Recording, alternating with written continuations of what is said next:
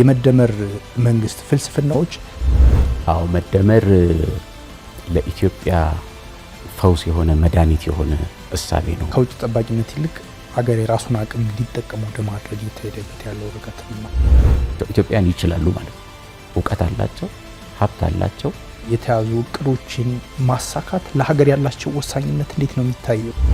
ኢትዮጵያ ድሮን ታመርታለች። ኢትዮጵያ ትላልቅ የጦር መሳሪያዎችን ታመርታለች። ኢትዮጵያ የሶላር ውጤቶችን ታመርታለች። በተግባር የሚገለጹ ናቸው። አንዳንድ መድረኮች ላይ ስናይ ዜጎች በእንባ ጭምር ይገልጻሉ ይህን ሁኔታ ማለት ነው። ለብሔራዊ ጥቅም ያለው አበያየንና እሳቤ ምን ይመስላል?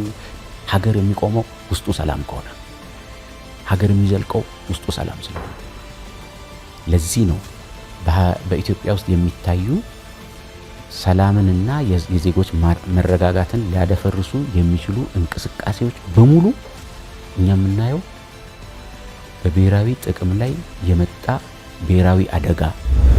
እኒህ ጉዳዮች በእርግጥም የኢኮኖሚ ናቸው ብሎ ማየት ይቻላል ወይ?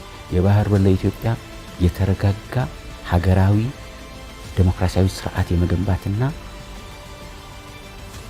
ፖለቲካዊ መረጋጋትን የመፍጠሪያ መንገድ ነው። ይህን ማድረግ ይቻላል።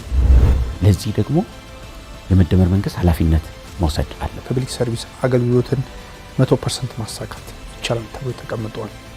እውነት ይቻላል?